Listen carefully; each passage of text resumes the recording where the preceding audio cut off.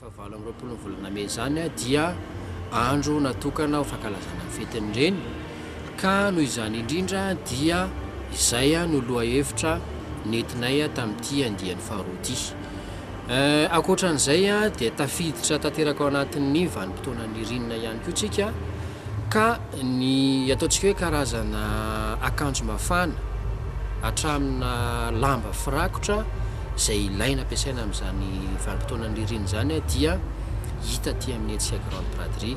Ireo mpandray anjara hatramin'izay izay miisa 500 mizarazara ao anatin'ny trano eva miisa 300 dia tonga nanoana ny antso avokoa. Ohatra ny mazatra hatramin'izay dia ireo olona mpitady nouveauté no tena tonga amin'ny andro voalohany, ary ho avy betsaka ny olona aty amin'ny braderie satria efa ela ny andrasan'ny mpitsidika amin'izao vanim-potoana ohatran'izao, satria tsy sahirana izy ireo mitady ny fanomezana atao amin'ny fetiny ireny. Ny vente flash io afaka atao foana mandritra ny le 5 andro fa miankina amin'ny fahazotoan'le mpandray anjara. Matetika amin'ny vente flash io dia any amin'ny andro faraparany ihany fanaovan'ny zareo anazy io, ary noho nefa dia isy zany amin'ny tindray mitoraka ity. Ny tolotra ato zany dia misy be dia be ho an'ny vehivavy indrindrandrindra ho an'ny nena, ohatra amin'izany ny kapa, ny robe amin'ny prix efa presque ohatra sasabidy. Ohatra ny kapa zao raha 29 000 ariary izy any amin'ny boutique, ato izy 15 000 ariary. Ny robe raha 35 000 ariary, ato izy 15 000 ariary ho an'ny vehivavy zay. Ny antony efa manome fahafapo-mpanjifa foana izay satria misy braderie.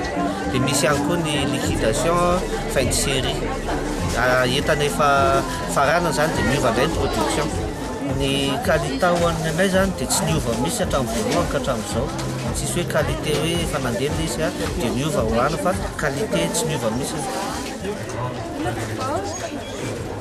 Efa fotoana elaela zay nafatara-mpanjifa mankafitsika dia tsy ataony ajisanjara nareo reny mpianakaviana satria efa akaiky moa dia tonga ny fetiny reny dia mbola mitofona ny tolotra tsy nampiakarina vidin'entana fa mbola mitsoy 20 000 ariary avokoa ny artikla rehetra. Hitanareo amin'ny mankafitsika maximum izay mbola be da be ny latsak'izay dia stand 65 izay ato amin'ny grande patrie Madagascar.